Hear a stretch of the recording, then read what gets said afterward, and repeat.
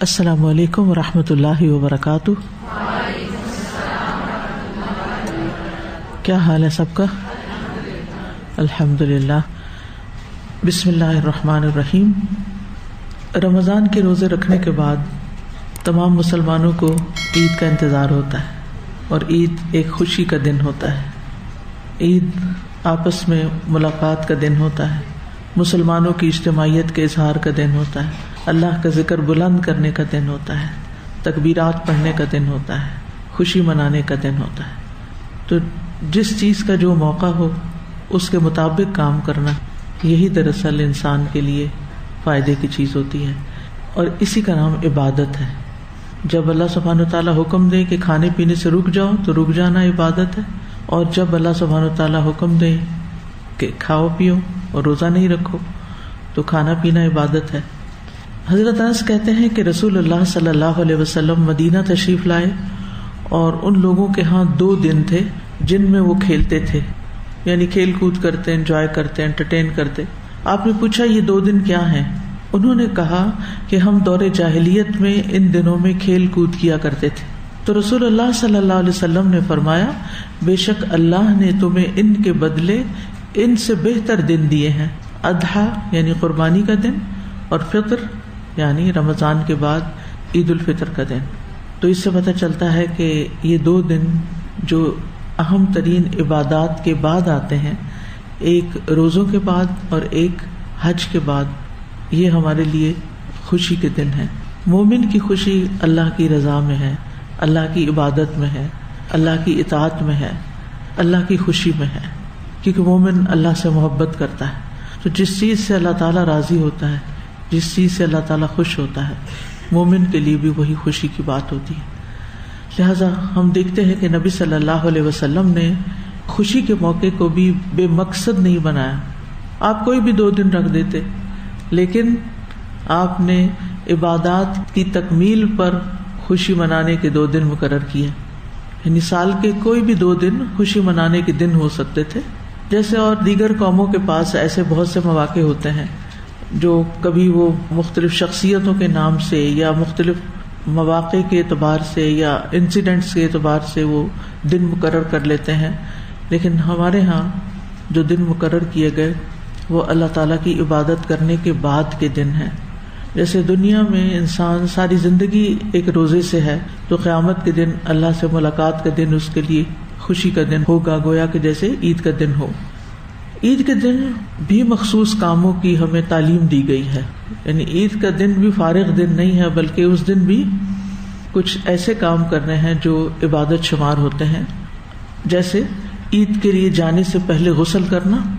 ایک شخص نے حضرت علی سے غسل کے بارے میں سوال کیا تو انہوں نے فرمایا تم چاہو تو روزانہ غسل کر سکتے ہو. تو اس نے کہا عام غسل نہیں بلکہ خاص غسل کے بارے میں بتائیں. فرمایا جمعہ کے دن، عرفہ کے دن، اضحیٰ کے دن، فطر کے دن یعنی عید الفطر کے موقع پر. موطا امام مالک وغیرہ میں عبداللہ بن عمر سے صحیح حدیث مروی ہے کہ ابن عمر رضی اللہ عنہ عیدگاہ جانے سے قبل غسل کیا کرتے تھے. تو کیا کرنا چاہیے؟ عیدگاہ جانے سے پہلے صاف ستھرا ہو کے جانا چاہیے، غسل کر کے جانا چاہیے. امام نووی کہتے ہیں کہ نماز عید کے لیے غسل کے استحباب یعنی مستحب ہونے پر تمام علماء کا اتفاق ہے. عید الفطر کی نماز سے پہلے کچھ نہ کچھ کھا کر جانا چاہیے، اور عید الاضحیٰ میں نماز عید کے بعد کھانا چاہیے. یہ دونوں عیدوں میں ایک فرق ہے کھانے پینے کے اعتبار سے. عید الفطر کی نماز پہ جانے سے پہلے کوئی بھی چیز کھائی جا سکتی ہے، چاہے چند کھجوریں ہی کیوں نہ ہوں. چونکہ کھجوریں میٹھی ہوتی ہیں اور کھجوروں کا ذکر آ گیا تو اس لیے لوگوں نے پھر اس کو میٹھی عید کا نام بھی دیا ہوا ہے، چھوٹی عید اور میٹھی عید. حضرت انس کہتے ہیں کہ رسول اللہ صلی اللہ علیہ وسلم عید الفطر کے روز کھجوریں کھانے سے قبل نماز عید کے لیے نہیں جاتے، یعنی کھجوریں ہی کھاتے تھے کیونکہ وہی ایزیلی اویلیبل تھیں. ہمارے ہاں خواتین بہت اہتمام کرتی ہیں، رات کو جاگ کر شیر خورما بنا کر یا سوئیاں یا کھیر یا حلوہ، یعنی کوئی نہ کوئی میٹھی چیز ضرور بننی ہوتی گھر میں، یا کوئی کیک یا پیسٹری یا کچھ بھی. تو کچھ بھی بنائیں، ہیلدی بنائیں. لیکن نبی صلی اللہ علیہ وسلم کی غذا پھر نیچرل تھی، کھجوریں ان کوکڈ، اور کتنا آسان بھی ہے نا. کہ آپ معمول کے مطابق رات کو سو جائیں آرام سے، اور پھر صبح اٹھ کر آپ نماز وغیرہ پہ جانے سے پہلے کچھ کھجوریں کھا لیں، نماز ادا کریں، لوگوں سے ملیں، اور پھر واپس آ کر سارا دن کوکنگ کریں، کھائیں، کھلائیں، جو بھی کریں۔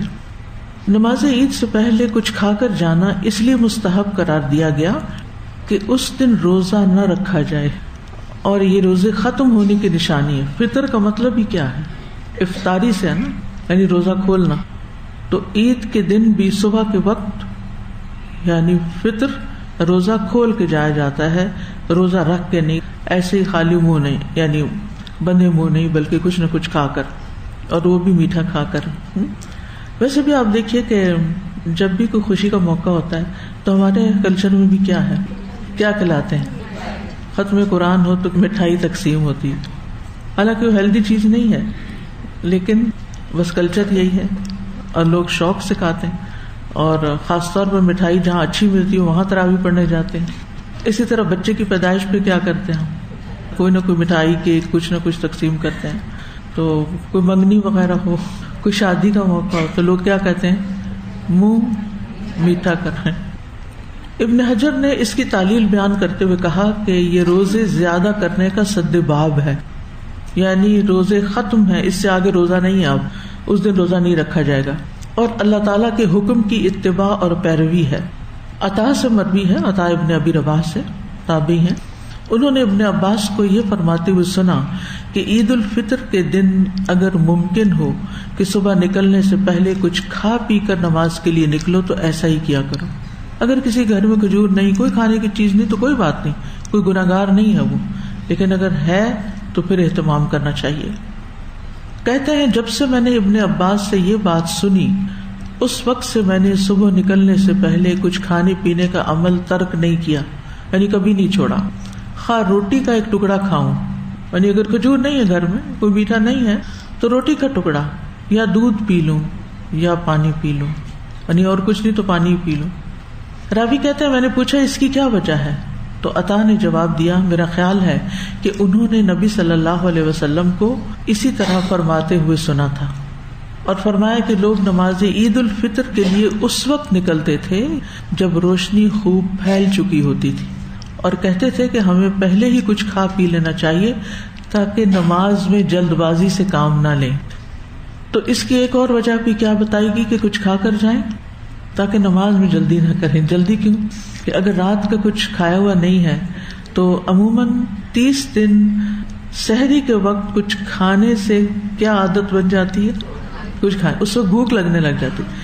روزوں کی ابتدا میں تو بھوک نہیں لگتی، پھر آہستہ آہستہ کھانے لگتے ہیں، پھر آخر میں اٹھتے ہیں تو کھانے کی ضرورت محسوس ہوتی ہے کیونکہ روٹین سیٹ ہو چکی ہوتی ہے، اور پھر عید کے دن اگر کچھ بھی نہ کھائیں اور سحری کے وقت سے لے کے آدھے دن تک تو پھر وہ انسان کی عبادت بھی اچھی طرح نہیں ہوتی، عبادت میں بھی دل نہیں لگتا۔ تو اس لیے بہت ضروری ہے کہ اس میں انسان پھر کچھ کھا کے جائے۔ ہمارا دین کتنا فطری دین ہے کہ جس میں انسان کی ضروریات کا خیال رکھا گیا، انسان کی خواہشات کا خیال رکھا گیا، مواقع کی مناسبت کا خیال رکھا گیا ہے، اور یہی ایک نیچرل قابل عمل دین ہے۔ اور ہمیں ان تمام عادتوں کو، ان تمام چیزوں کو سنت سمجھ کے کرنا چاہیے، اور اگر ہم سنت سمجھ کر کریں گے تو ہماری زندگی میں برکتیں ہی برکتیں ہوں گی۔ تو اس سے کیا پتہ چلتا ہے کہ کچھ نہ کچھ کھائیں ضرور، اگر کھجور میسر نہیں تو کچھ بھی کھا لیں، یعنی لازم نہیں ہے، افضل ہے، لازم نہیں۔ اس کے برعکس عید الاضحیٰ میں عید کی نماز کے بعد کھانا مستحب ہے، اور زیادہ بہتر کیا ہے کہ قربانی کر کے اس کا گوشت پکا کے پھر کھایا جائے، تو آدھا دن تو گزر ہی جائے گا نا اس سارے کام میں، تو جب آدھے دن کا روزہ ہو جاتا ہے۔ آپ کو معلوم ہے نا کہ پہلا عشرہ جو ہے ذوالحجہ کا وہ بہت ہی فضیلت والا ہے، اور اس میں روزہ رکھنا، کوئی بھی نیک عمل کرنا، قرآن کی تلاوت، ذکر اذکار، صدقہ خیرات، وہ سارے کے سارے اعمال ان کا ثواب عام دنوں سے زیادہ ملتا ہے، اور کوئی بھی عمل جو ان دنوں میں کیا جاتا ہے وہ باقی تمام سال کے اعمال سے زیادہ اللہ تعالیٰ کو محبوب ہوتا ہے۔ تو اس لیے اس دن یعنی عشرہ ذوالحجہ کا 10واں دن ہے، تو 10واں دن بھی تقریباً آدھا دن ایک طرح سے روزہ ہو جائے گا۔ اس کو روزہ کہتے نہیں، ہمارے یہاں لوگوں نے مشہور کر دیا کہ روزہ رکھا ہوا ہے نا عید کے دن، حالانکہ عید کے دن روزہ نہیں ہوتا، لیکن سنت یہی ہے کہ اس دن کچھ کھائے پیے بغیر کام کیا جائے سارا۔ عید کے دن کا ایک اور اہم عمل تکبیرات کہنا ہے۔ یہ عظیم سنتوں میں شامل ہے، کیونکہ ارشاد باری تعالیٰ ہے وَلِتُكْمِلُوا الْعِدَّةَ وَلِتُكَبِّرُوا اللَّهَ عَلَى مَا هَدَاكُمْ، اور تاکہ تم گنتی پوری کرو اور تاکہ تم اللہ کی بڑائی بیان کرو اس پر جو اس نے تمہیں ہدایت دی۔ یعنی اللہ تعالیٰ نے تمہیں جو ہدایت بخشی ہے، قرآن مجید اتار کر جو رمضان میں اترا، اور پھر روزے رکھنے کی تعلیم اور باقی جو ہدایات ہمیں دی گئی ہیں، تو ان تمام نعمتوں پر اللہ کا شکر ادا کرو، اللہ کی بڑائی بیان کرو۔ ہمیں اگر کوئی کھانے کی چیز مل جاتی ہے تو ہم کہتے ہیں اللہ کی نعمت ہے، کوئی پہننے کی مل جاتی ہے تو ہم کہتے ہیں اللہ کی نعمت ہے، کوئی استعمال کی چیز ہمیں مل جاتی ہے ہم کہتے ہیں اللہ کی نعمت ہے۔ لیکن قرآن کی نعمت ملتی ہے یا ہدایت کی نعمت ملتی ہے یا دین کی نعمت ملتی ہے، کسی نئی سنت کا علم ہوتا ہے یا اس پر عمل کی توفیق ہوتی ہے، تو ہمارے منہ سے کم ہی نکلتا ہے کہ یہ بھی ایک نعمت ہے، یہ بھی اللہ کا فضل ہوا ہے مجھ پر کہ اللہ نے یہ مجھے نعمت عطا کی۔ عام دنوں کی نسبت الحمدللہ رمضان میں ہم عبادات کی طرف زیادہ متوجہ ہوتے ہیں، اور خاص طور پر قرآن مجید کے ساتھ زیادہ تعلق ہوتا ہے، چاہے اس کی تلاوت ہو، چاہے اس کا فہم ہو، چاہے اس کا سیکھنا ہو، چاہے اس کا سکھانا ہو۔ ہر شخص کسی نہ کسی بھاگ دوڑ میں لگا ہوا ہوتا ہے۔ تو ایسی صورت میں جب انسان قرآن مجید کے ساتھ اتنی مضبوطی سے جڑ جاتا ہے رمضان میں، تو بالکل ایسا لگتا ہے جیسے فریش ہو کے اس کی روح سیراب ہو گئی ہے، اور اس پر جیسے رمضان کے آخر میں بارش ہوئی ہے، تو آج میں دیکھ رہی تھی سارے پودے چمک رہے ہیں، ہر چیز، آسمان صاف ہے، فضا صاف ہے، بالکل ایسی فیلنگ آ رہی تھی کہ جیسے روزہ رکھنے کے بعد انسان کو اپنے اندر کی ایک صفائی محسوس ہوتی ہے، جسمانی طور پر بھی اور روحانی طور پر بھی۔ تو یہ بھی اللہ تعالیٰ کی بہت بڑی نعمت ہوتی ہے، اور اس پر بھی خوش ہوتا ہے انسان، اور اس خوشی میں انسان اللہ کی بڑائی بیان کرتا ہے۔ ہماری عبادات میں جو تکبیر ہے، یعنی اللہ کی بڑائی ہے، وہ بہت اہم ہے۔ جیسے نماز کے شروع میں بھی ہم اللہ اکبر کرتے ہیں، اور جب نماز ختم ہو جاتی ہے تو اس وقت بھی کیا کرتے ہیں؟ سلام پھیرنے کے بعد کیا کہتے ہیں؟ اللہ اکبر، پھر اللہ کی بڑائی۔ پھر اسی طرح احرام پہنتے ہیں تو وہاں تکبیرات پڑھتے ہیں، اور بہت سے مواقع پر قربانی کا جانور ذبح کرتے ہیں تو تکبیر پڑھتے ہیں، اور یہاں بھی عید کی نماز کے لیے جاتے ہیں تو تکبیرات پڑھتے ہیں۔ آپ صلی اللہ علیہ وسلم عید الفطر کے دن نکلتے تو تکبیرات کہتے، یہاں تک کہ نماز کی جگہ پر پہنچ جاتے اور یہاں تک کہ نماز پوری کر لیتے۔ پھر جب آپ نماز پوری کر لیتے تو تکبیریں منقطع کر دیتے، یعنی ریسٹ آف دا ڈے پھر تکبیرات نہیں ہوتی تھی، صرف صبح کے وقت اور خصوصاً نماز کی طرف جاتے ہوئے۔ صحابہ بلند آواز سے تکبیرات پڑھتے تھے۔ ولید بن مسلم کہتے ہیں، میں نے اوزاعی اور مالک بن انس سے عیدین میں بلند آواز سے تکبیریں کہنے کے بارے میں دریافت کیا تو وہ کہنے لگے، جی ہاں، عبداللہ بن عمر رضی اللہ عنہما عید الفطر کے روز امام کے آنے تک بلند آواز سے تکبیریں کہتے رہتے تھے۔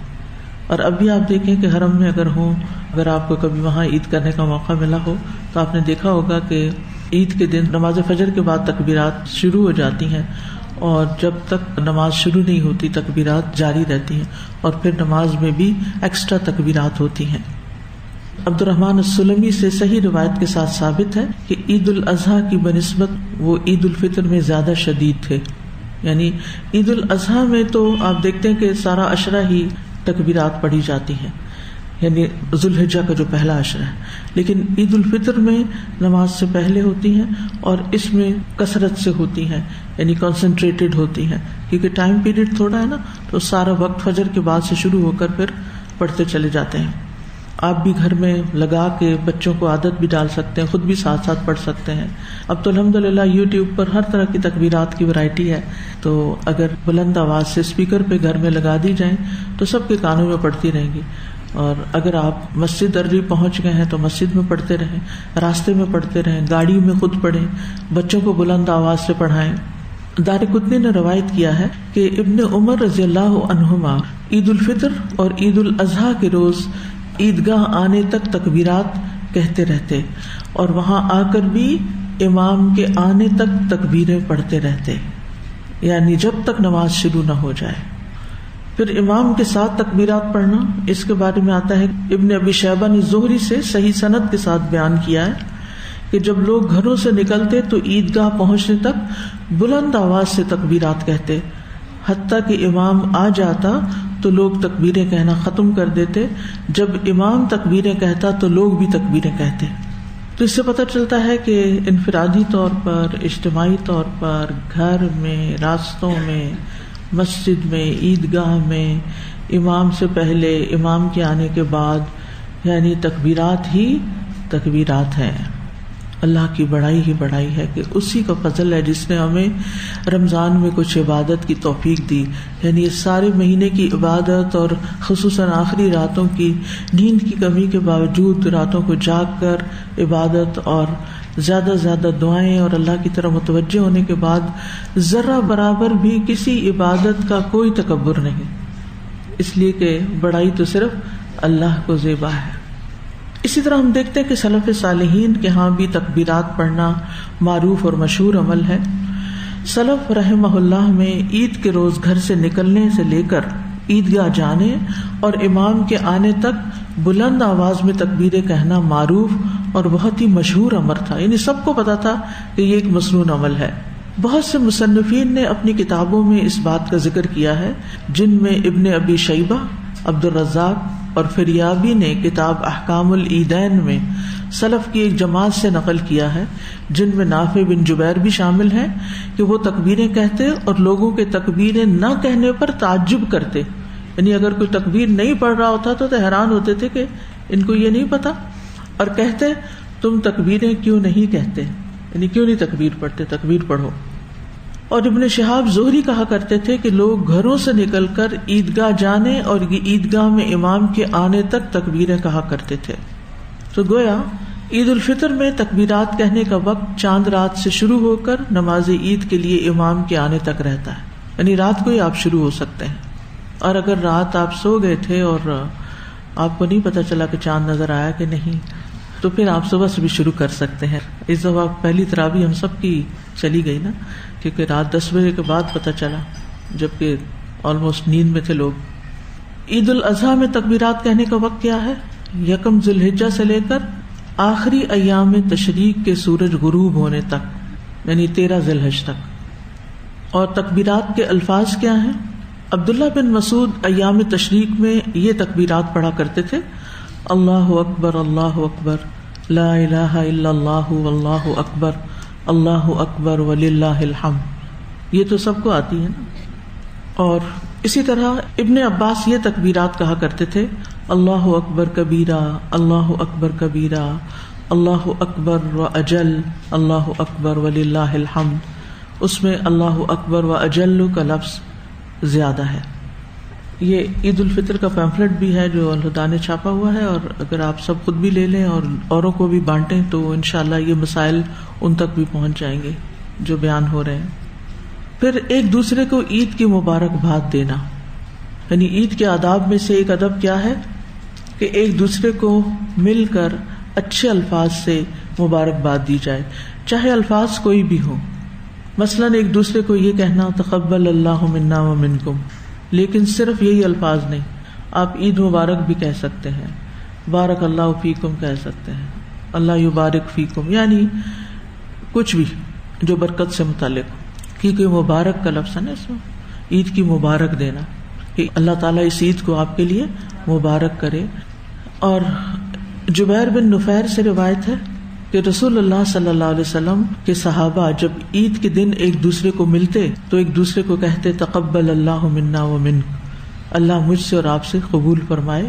یہ افضل اس لیے ہے کہ یہ صحابہ کے الفاظ ہیں، باقی آپ جو بھی چاہیں مبارک کے الفاظ اردو، انگلش، کسی بھی زبان میں دے سکتے ہیں۔ ایک اور چیز یہ ہے کہ یہ عید کی مبارک افضل وقت یہ ہے کہ انسان نماز پڑھنے کے بعد دے، آتے ہوئے سب تکبیرات پڑھتے رہیں، ایک دوسرے کو ڈسٹرب نہ کریں، مسجد میں بیٹھ کے باتیں نہ کریں، کیونکہ ہوتا یہ ہے کہ لوگوں کو سنتوں کا پتہ نہیں ہوتا، آداب کا پتہ نہیں ہوتا، لہٰذا وہ آتے ہی پھر ایک دوسرے سے گلے ملنا شروع کر دیتے ہیں اور باتیں شروع ہو جاتی ہیں، جس سے تکبیرات کا وقت نکل جاتا ہے اور وہ فضیلت چلی جاتی ہے۔ اور یہ اسی صورت میں ہو سکتا ہے کہ سبھی پڑھیں جب ان کو اویئرنیس ہوگی تو دوسروں کو بھی اس چیز کے بارے میں بتائیں۔ عیدگاہ میں بھی آپ ایک پمفلٹ ساتھ لے جا سکتے ہیں، جو باتیں کر رہے ہیں انہیں کہیں یہ پڑھ لیں، اس کے اندر تکبیرات بھی لکھی ہوئی ہیں۔ پھر یہ ہے کہ عید کے دن سب گھر والوں کو عید کے لیے نکلنا چاہیے. ابن عباس رضی اللہ عنہ سے مرفوعاً روایت ہے کہ آپ صلی اللہ علیہ وسلم اپنی بیٹیوں اور بیویوں کو حکم دیتے کہ وہ عیدین کے لیے نکلا کریں، یعنی ان کو بھی نکلنے کا حکم ہوتا.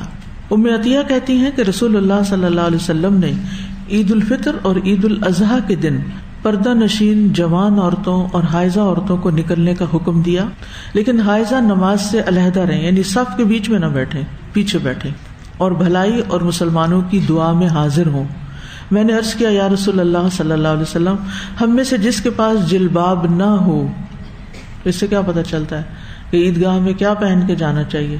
خوبصورت خوبصورت کپڑے، غرارے اور لہنگے نہیں، جلباب، بڑی چادر، چاہے سلی ہوئی ہو چاہے ان سلی ہو.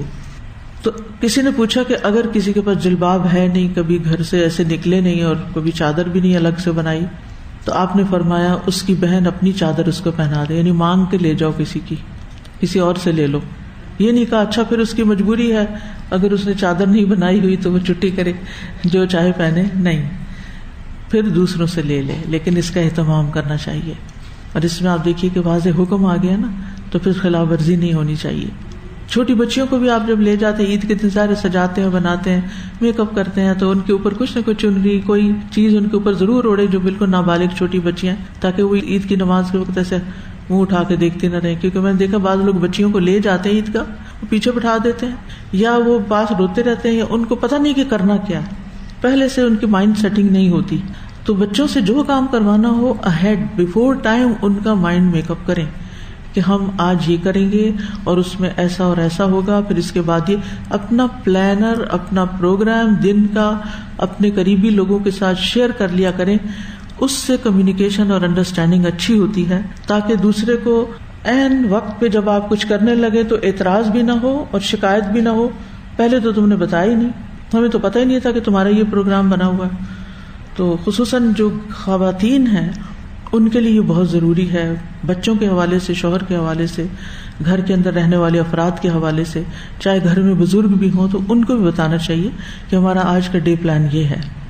مثلاً آپ اپنے ساس سسر کے ساتھ رہتے ہیں تو یہ نہیں کہ اپنا چپ کر کے خود ہی پلانر بنایا اور خود ہی ایگزیکیوٹ کر لیا اور ان کو خبر ہی نہ ہو، اور وہ منہ دیکھتے رہے کہ پتہ نہیں آج کیا ہو رہا ہے، کہاں جا رہے ہیں. اور اس سے پھر شیطان وسوسے بھی ڈالتا ہے اور دل میں برے برے خیالات بھی ڈالتا ہے اور اپنے آپ کو ایکسکلوڈیڈ فیل کرتے ہیں. مثلا بزرگ ہیں گھر میں، صبح اٹھتے ہیں نماز کے لیے، آپ ان کو چائے پانی پوچھتے ہیں، اگر زیادہ بوڑھے ہیں، اگر وہ بہتر ہے اپنا کام خود بھی کر لیتے ہیں، تب بھی عادت بنائیے صبح اٹھ کے سب کو سلام کرنے کی. یعنی ایک دفعہ سب گھر والے اٹھنے کے بعد ایک دوسرے کو شکل دکھائیں، سلام کریں. اور اگر آپ مثلا جاب کرتے ہیں اور جلدی گھر سے نکلنا ہے، یا آپ کا کوئی دعوت دین کا کوئی کام ہے اور آپ کو دن میں کہیں نہ کہیں نکل کے جانا ہے، تو گھر والوں کو بتائیں کہ آج میرا یہ اور یہ ٹائم ہے، کھانا ہم اس وقت کھائیں گے، فلاں کام اس وقت کریں گے، تاکہ سب لوگ ایک پیج پر ہوں اور سب پھر ایک دوسرے کا انتظار ہی نہ کرتے رہیں. ورنہ کیا ہوتا ہے اگر مثلا گھر میں ماں ہے اور جوان بچے بغیر بتائے نکل جاتے ہیں تو پھر کیا ہوتا ہے، ماں کو پتہ ہی نہیں ہوتا، اکیلی بیٹھی ٹیبل پہ انتظار کر رہی ہوتی ہے کہ بچے آئیں تو کھانا کھائیں. اور خاص طور پر اگر عید کا دن ہو یا کوئی خاص دن ہو تو اس میں فیملی ری یونین بہت ضروری ہوتی ہے. اور اس میں آپ دیکھیے کہ رمضان ایک بڑا ہی بابرکت مہینہ اس اعتبار سے بھی ہے کہ سحری اور افطاری کے وقت ایٹ لیسٹ فیملی جمع ہو جاتی، اللہ یہ کہ کسی کی جاب یا کسی کا کام ایسا ہے. جہاں عبادات اچھی ہوتی ہیں وہاں یہ حقوق العباد کی روح کو بھی بیدار کرنے کا ایک بہت زبردست طریقہ ہے. پھر اسی طرح یہ ہے کہ بچوں کو بھی عیدگاہ میں لے کر جانا چاہیے، تبھی عورتیں نکل سکیں گی نا. ابن عباس کہتے ہیں کہ ایک دفعہ یوم الفطر یا اضحیٰ کے موقع پر میں نبی صلی اللہ علیہ وسلم کے ہمراہ نکلا تو آپ نے نماز پڑھائی، پھر خطبہ دیا، پھر عورتوں کے پاس آئے اور انہیں واعظ و نصیحت کی اور انہیں صدقہ خیرات کا حکم دیا. یعنی خواتین بھی ضرور جائیں اور خصوصاً اس دن صدقہ بھی کریں، کیونکہ ہم رمضان میں جیب خالی کر چکے ہوتے ہیں تو پھر سمجھتے ہیں کہ عید کا فطرانہ ہو گیا وہی صدقہ کافی ہے. تو وہی کافی نہیں ہے. آپ نے دیکھا ہوگا جب عیدگاہ سے آپ نکلتے ہیں تو بہت سے غریب فقیر مسکین لوگ جو ہیں وہ وہاں مانگ رہے ہوتے ہیں، تو ہم منہ موڑ کے چلے جاتے ہیں، چاہے چھوٹی سی کوئی چیز اور کچھ نہیں، کھجوریں ہی لے جائیں، وہی ایک ایک کسی کے ہاتھ پہ رکھ دیں. صدقہ ضروری تو نہیں کہ پیسوں کا ہی ہو، کسی بھی چیز کا ہو سکتا ہے، لیکن سوال یہ کو خالی ہاتھ نہ موڑے، کچھ نہ کچھ جو بھی میسر ہو دے دیں. ایک اور جگہ پر تفصیل سے یہ حدیث آتی ہے کہ جب نبی صلی اللہ علیہ وسلم نے خواتین کو صدقہ کرنے کا حکم دیا تو انہوں نے اپنی بالیاں اور اپنی انگوٹھیاں اور اپنی پازیبیں جو تھیں وہ اس چادر میں جو حضرت بلال نے پھیلائی تھی اس کے اندر پھینکنی شروع کر دی. یعنی جو اس وقت ان کے پاس تھا اسی میں سے صدقہ کر دیا. اور ویسے بھی آپ دیکھیے کہ عید کی نماز عموماً بڑے میدانوں میں ہوتی ہے یا کوئی مارکی بک کی جاتی ہے، یعنی موسم کے اعتبار سے، کیونکہ جب شدید گرمی ہوتی ہے تو باہر نہیں پڑھ سکتے آپ. اب ظاہر ہے کہ جو لوگ بک کرواتے ہیں، یہ ساری فیسلٹیز ارینج کرتے ہیں، اس میں بعض مخیر حضرات اکٹھے ہو جاتے ہیں. بعض اوقات وہ بوجھ چند لوگوں پہ آتا ہے. اگر سارے لوگ مل کے کنٹریبیوٹ کر کے ایسی جگہ تیار کریں تو اس میں یہ ہے کہ سب کا اجر بھی شامل ہو جائے گا اور ایسے بڑے بڑے کام کرنا آسان بھی ہو جائے گا. تو جہاں بھی آپ نماز پڑھیں، جب میں کینیڈا گئی تو مجھے کسی نے بتایا کہ وہاں پر سکھوں کا گردوارا تھا، تو مجھے ذرا دیکھنے کا ایک شوق بھی تھا کہ مختلف لوگوں کی عبادت گاہیں کیسی ہیں اور کیا کرتے ہیں. تو وہاں پر چونکہ ایک فیسلٹی تھی تو میں نے جا کر دیکھا، تو یعنی بچے، بڑے، عورتیں، بوڑھے، پوری فیملیز جو تھیں وہ آئی ہوئی تھی. اور یہ تقریباً روزانہ کی بنیاد پر ہی آفٹرنون میں اس کا سلسلہ چلتا ہے. بزرگ ذرا لوگ صبح میں بھی جاتے ہیں، اور خواتین جو ہیں وہاں پر ان کا سیٹ اپ اس طرح ہوتا ہے کہ بیسمنٹ ساری کی ساری کھانے پینے کی جگہ ہوتی. خواتین خود کوکنگ کرتی ہیں، یعنی والنٹیئرز آتے ہیں، خود کوکنگ کرتے ہیں، خود سرو کرتے ہیں، پھر وہ چلے جاتے ہیں، پھر اور آ جاتے ہیں. انتظام چلانے والے چند لوگ ہوتے ہیں. اور پھر اس میں یہ نہیں ہوتا کہ صرف سکھ لوگ ہی آ کر کھائیں، بلکہ کسی بھی کمیونٹی کے کوئی بھی لوگ، غریب، فقیر، امیر، جو بھی ہے، وہ ان کے لیے برکت کا کھانا ہوتا ہے اور وہ سب کو سرو کرتے ہیں. سادہ کھانا ہوتا ہے، سادی سی اسٹیل کے گلاس اور اسٹیل کی پلیٹیں وغیرہ، لیکن ایک وسیع پیمانے پر. یعنی وہ جو ہال میں نے دیکھا وہ شاید اس سے بھی بڑا ہو، کہ جس میں وہ نیچے کھانے کی دسترخوان لگے ہوئے تھے اور ساتھ بڑے بڑے کچن اور پکانے کی جگہ. تو میں نے ان سے پوچھا کہ یہ کس طرح افورڈ کیسے کرتے ہیں؟ ہر وقت یہ لنگر چلتا ہے، ہر وقت یہ کھانا کھلایا جاتا ہے. ان کے یہاں بھی کھانا کھلانا ایک بہت ہی نیکی اور ان کے نزدیک جو ثواب کے کام ہے اس میں سے ہے. تو بتایا گیا کہ ہر جو سکھ انٹر ہوتا ہے وہ متھا ٹیکنا دیتا ہے. کچھ اس طرح کا اللہ بتایا، متھا ٹیکی. وہ کیا ہے کہ کچھ نہ کچھ انہوں نے صدقے میں ضرور ڈالنا ہے. ہر بندہ کچھ نہ کچھ ضرور ڈال، یعنی یہ ہو ہی نہیں سکتا کہ کوئی جا کے اس فیسلٹی کو استعمال کرے اور پھر اس میں کچھ نہ ڈالے، وہاں کچھ اپنا حق نہ چھوڑ کے آئے. تو اس لیے میں عموماً اسٹوڈینٹس کو کہتی ہوں کہ جب کبھی آپ کسی مسجد میں جائیں، اپنا ایک اصول بنا لیں. کسی بھی ایسی پبلک پلیس میں جائیں کہ وہاں کچھ نہ کچھ کسی نہ کسی شکل میں اپنا حق ادا کر کے آئیں، یعنی اپنی طرف سے کچھ نہ کچھ اپنا فرض پورا کر دیں. جیسے ہائی وے پہ مسجدیں بنی ہوتی ہیں نا، تو بعض اوقات گاڑی روک کے نماز پڑھتے ہیں، بعض اوقات وہاں چندہ کا ڈبہ رکھا ہوتا ہے، بعض اوقات نہیں بھی رکھا ہوتا. تو میک شور کیا کریں کہ چاہے 50 روپے ہی ڈالے ہیں لیکن کچھ نہ کچھ ڈال دیں. آپ کو نہیں پتا، آپ بھول بھی جائیں گے وہ ڈالے ہوئے، لیکن قیامت کے دن آپ دیکھیں گے کہ اتنے لوگوں نے اس مسجد میں نماز پڑھی جہاں آپ کے 50 روپے تھے. تو یہ چھوٹی چھوٹی چیزیں ہوتی ہیں جس سے ہمارا جاتا کچھ نہیں، لیکن وہ ایک ایسا جسچر ہوتا ہے کہ ہم اجتماعی نیکیوں میں حصہ ڈال لیتے ہیں، اور اس سے مسلمانوں کے جو اجتماعیت کے کام ہیں، جو بڑے پیمانے پہ کیے جانے والے کام ہیں، ان میں رکاوٹ نہیں آتی.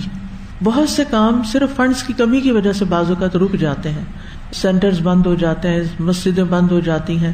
لیکن اگر ہر مسلمان اپنا فرض سمجھے، اپنی حیثیت کے مطابق تھوڑا یا زیادہ کچھ نہ کچھ، تو اس سے آپ دیکھیں گے کہ ایک تو انسان کے اپنے اوپر سے بلائیں ٹلتی رہتی ہیں، اللہ کی رضامندی حاصل ہوتی ہے، انسان کے گناہوں کی آگ بجھتی ہے، اور دوسرا یہ کہ نیکی کے کام بڑے پیمانے پہ ہونے لگتے ہیں.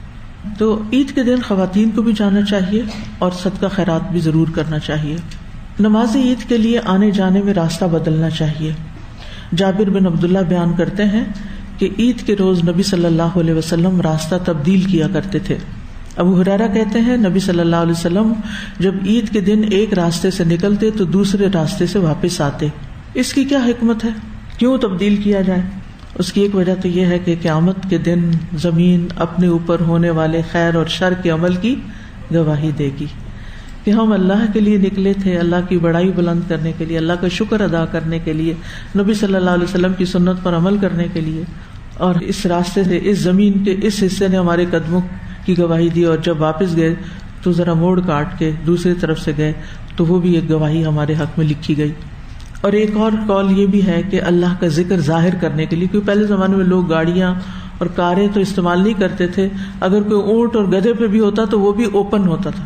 تو گزرتے ہوئے لوگ جب راستے میں اللہ کی بڑائی بیان کرتے اور غول کے غول نکل کے گلیوں بازاروں میں جا رہے ہوتے تو اس سے جو نان مسلمز ہیں وہ بھی دیکھتے ہیں مسلمانوں کی اجتماعیت کو اور اللہ کا ذکر بلند کرنے کو، تو یہ چیز دلوں کے اندر ایک خاص رعب اور ہیبت بھی پیدا کرتی ہے. یعنی اجتماعیت ایک ایسی چیز ہے کہ جس کے اپنے ہی کچھ اثرات ہوتے ہیں. یعنی مجھے کبھی سمجھ نہیں آتی کہ حرم میں نماز پڑھنے کی کیفیت کیوں کچھ اور ہوتی ہے، اور طواف کرنے کی، اور حتیٰ کہ جو ہی آپ مسجد حرام کے قریب والی سڑک پہ پڑھتے ہیں اور لوگ مسجد کی طرف جا رہے ہوتے ہیں بھاگے بھاگے، تو آنکھوں سے آنسو جاری ہو جاتے ہیں کہ اللہ یہ سارے قدم تیری طرف اٹھ رہے ہیں، اللہ ان کو بخش دینا، یہ تیری طرف جا رہے ہیں، تو نے انہیں بلایا ہے تو یہ آئے ہیں، یہ تیرے مہمان ہیں اور تیرا ہی ذکر کرنے کے لیے آئے، ان کے یہاں کوئی دنیاوی مقاصد نہیں ہے. تو اس سے آپ دیکھیے کہ صرف لوگوں کو دیکھ کے آپ کے دل کی کیفیت بدلتی ہے. تو اس لیے اجتماعی عبادات میں حاضر ہونے میں اگرچہ مشکل ہو لیکن کوشش ضرور کریں. تنہائی کی عبادات بھی بہت اچھی ہوتی ہیں، وہ بھی کرنی چاہیے، ان میں بھی یکسوئی ہوتی ہے. اس کے لیے تہجد بہت اچھا وقت ہے، اگر اللہ تعالیٰ توفیق دے بہت ہی یکسوئی ہوتی ہے، اور جو آپ نے ان دنوں میں محسوس بھی کی ہوگی. لیکن آپ دیکھیں کہ جب آپ رمضان میں قیام اللیل کے لیے آتے ہیں یا اجتماعی عبادت کرتے ہیں یا اعتکاف کرتے ہیں یا عمرہ کرتے ہیں یا پھر حج کے موقع پہ حج کرتے ہیں، تو اس سے یقیناً دلوں کی کیفیت بدلتی ہے.